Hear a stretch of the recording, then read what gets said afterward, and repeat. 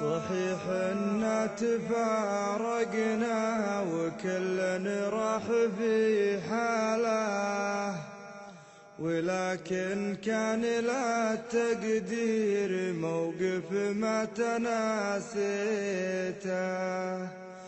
أنا قدرت وضعه والفراق اشتد زلزاله، ووصاني على الصمت وعلى التفكير وصيته، وسامحت على اللي قال واللي ما بعد قاله، وعلى راحة ضميره والقرار الصب خليته.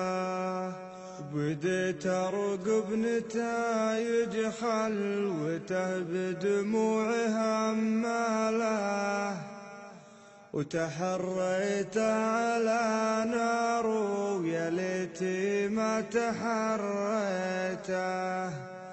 صدمني بالفراق وسرعته في ردة أفعاله، وثبت بخيال ما سعى الواقع بتثبيته. بعد ما كان أقرب لي من الرجال لضلاله، بعد ما كان يضحك لو قسى قلبي وبكيته، بعد ما كان قاهر كل عذالي وعذاله،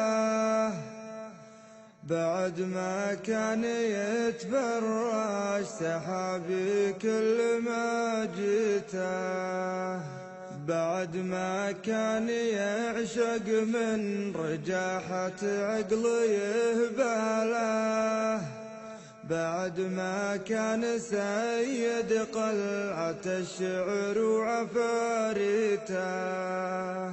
بعد وش عاد باقي يا بعد يكود موالاه، ليجر وانا غافل وقرب لي وضميته.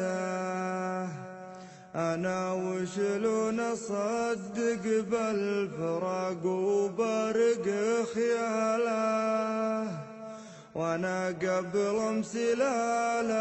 امسلال اليوم في بيته. وش اللي صار يا ربي وش اللي غير احواله، وش اللي يجبره يصد صوتي يوم ناديته.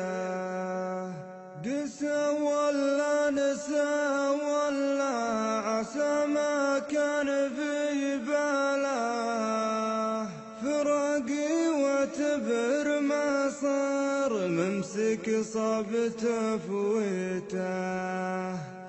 عجب يا قلب كيف حظوظنا بالوقت مياله، وانا ما فيه شيء ما يسوى الا وسويته.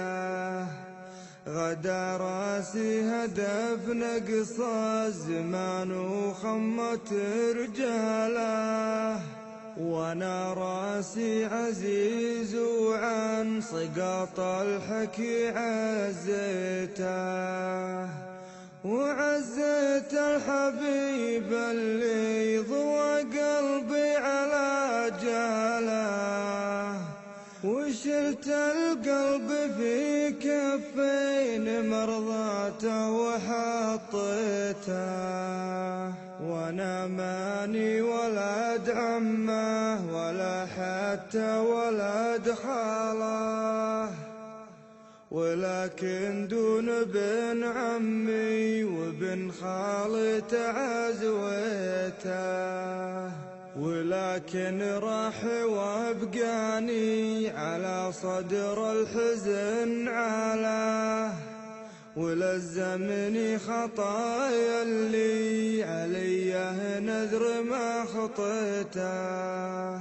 فإذا هو شايف حبه إضافة ذنب لأعماله، أنا أطهر ما عملته في حياتي يوم حبيته، وعزايني على حق وعزاينه على باله، وعزايني على صدق الغلا والشوق خاويته. ولو حنا تفارقنا وكل راح بحاله، أبستناه لين الموت تقف بمواقيته، أبستناه لين الموت تقف بمواقيته، أبستناه لين الموت تقف بمواقيته.